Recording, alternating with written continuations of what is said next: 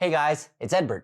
Today, we are going to be discussing language adoption or migration for software development projects at scale. At some point in your career, the project you are working on will probably need an overhaul of some kind, whether that is architectural or tooling. And sometimes that can even be to the point where a new language is needed to be used.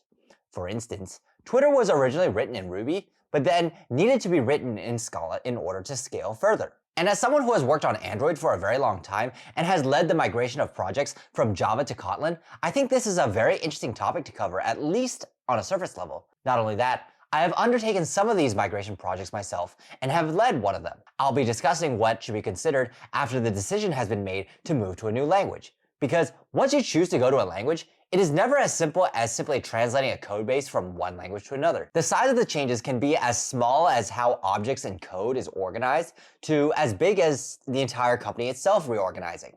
So to keep it simple, I'll frame the discussion just for Kotlin and Android development. However, please note that I think that, in general, the considerations and questions that we ask ourselves in this video can apply to any language migration project you might undertake in the future, whether that is back-end or front-end. I'll give you my thoughts on what is important and what is not, what questions you should ask yourself, and use engineering blogs from tech companies in order to prove my point. So before I begin, if you could give this video a like and subscribe, that would really help me out. It lets me know that you like the videos that I make here and you want to see more of them. And if you follow me on my socials, you can decide what video topic I cover next. So with that, let's begin.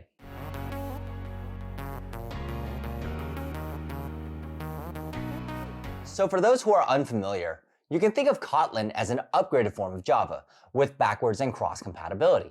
It compiles with Java, and the two languages can coexist in the same code base.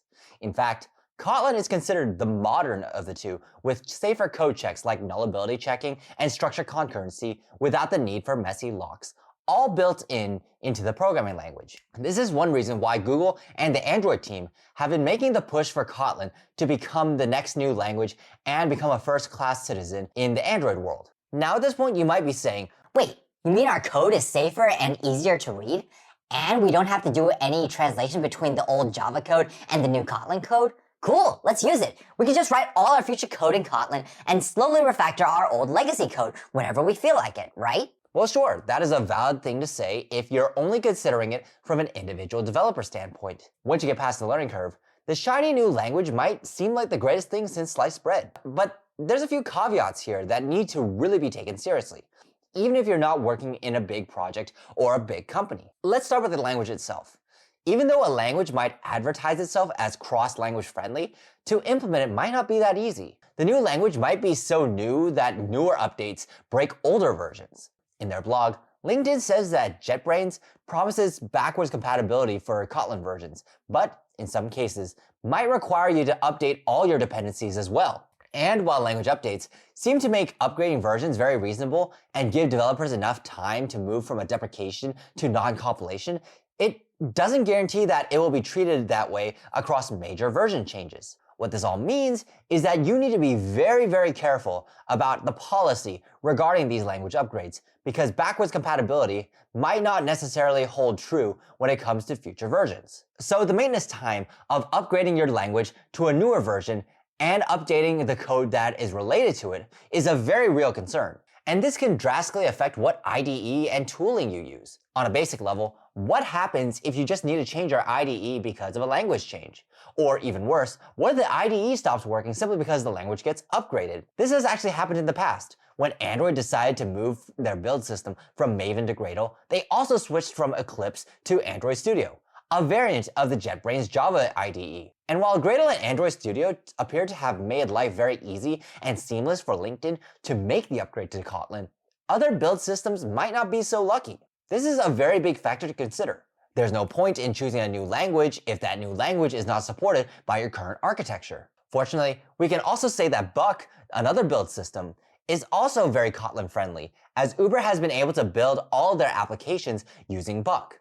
But then this leads to the question, how does this all work under the hood? Once the build system goes through all the code and assembles everything, how does it make sure that cross-compatibility is even allowed? And it doesn't even have to be compiled. It can just be indexed files as well. So there must be a price to be paid to allow for all this complexity to run smoothly in a cross-language environment. To be more specific, this means that it would take you longer to build your project, or your final executable might be much larger in order to support the cross-compatibility of code. After all, the compiled code needs to also carry around with it the standard library for each one of these languages. With regards to app size, when LinkedIn decided to try and make the switch from Java to Kotlin, they found that as time goes by and more Java code is converted to Kotlin, the app will be bigger due to method increases from the Kotlin bytecode.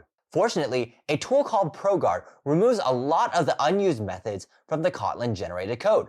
The price to pay is an extra step in the build process and thus an extra increase in build time. But these tools can also incur extremely high time penalties. Take Error-Prone. Error-Prone is a tool that tries to prevent runtime errors by looking at how the code is arranged. As an example, if there are some nullable areas that are passed to another function but are not flagged or handled properly, Error-Prone will throw a compilation error. This adds additional time to your build process because it essentially runs through the code twice. One time to compile it, and one time to do the error checking. In fact, at Uber, we rely extensively on Error-Prone for performing static analysis. We have more than 60 custom checkers that get triggered hundreds of times every day to prevent a number of bugs. In fact, Error-Prone alone causes a 70% overhead on Java compilation. Fortunately, Kotlin does provide a lot of very clear benefits over Java and seems to do the same job that Java plus static analysis does. And it does this inside the language without separate tooling. This means that you no longer have to maintain the language and the tools separately. And even your simple annotation processors can cause issues. You know those annotations? Yeah, those are going to need to be handled by a separate component because they're not necessarily native to the programming language. Oh, and did I mention that you're also going to need to have one for each language? That a Kotlin annotation processor and a Java annotation processor are going to have to exist in the same codebase? All these little things add up. So where do we go from here? Well, all that's left is to actually measure the actual build times and see if the penalty we incur is actually worth it in order to support a new language. In fact, Uber was able to qualify these into numbers, and I'll show them on the screen here. But what they did was look at Kotlin build performances by performing build experiments with multiple different configurations. They combined different permutations and combinations of builds with mixing Java, Kotlin annotation processing, explicit Kotlin types, and so on and so forth.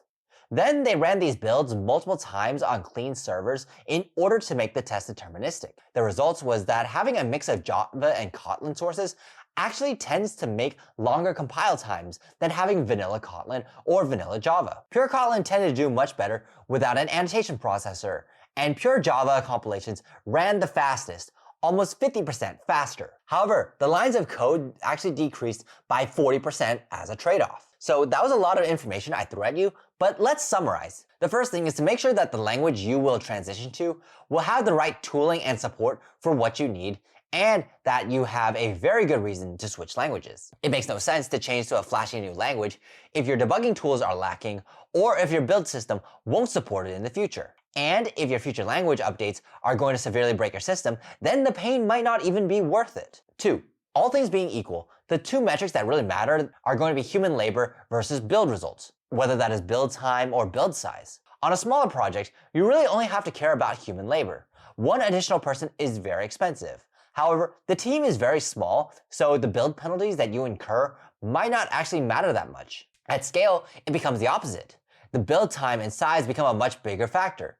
Each additional second you add to the build time can mean millions of dollars in lost productivity. But at the same time, it might be worth it. If a newer language is more readable and more compact, it can onboard developers much faster. This is one of the reasons why Kotlin is liked much more than Java. The third takeaway is to understand all your build tools. I mean, it's very easy to overlook that. You kind of just take it for granted that it just works right out of the box, and if you have a problem, you just slap a line on from Stack Overflow into your build file and call it a day. But every step counts and adds time to the process. When dealing with multiple modules, every module is going to have to deal with individual dependencies, and these dependencies might not play nice with the new language. Hidden annotations and other error-checking analysis tools might wreak havoc in different build environments. And selecting the right build tools will prevent high levels of inefficiency from occurring in your organization.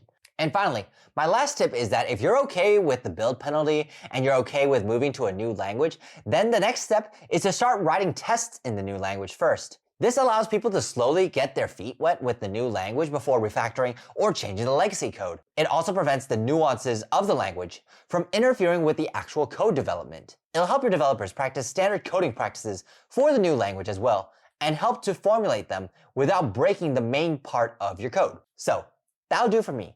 Let me know what you think in the comments down below. Also, feel free to connect with me on my socials where you can vote for what topic you want me to talk about next.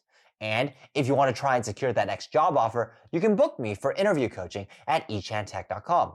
If you like this video, please like and subscribe, and I'll see you all in the next one.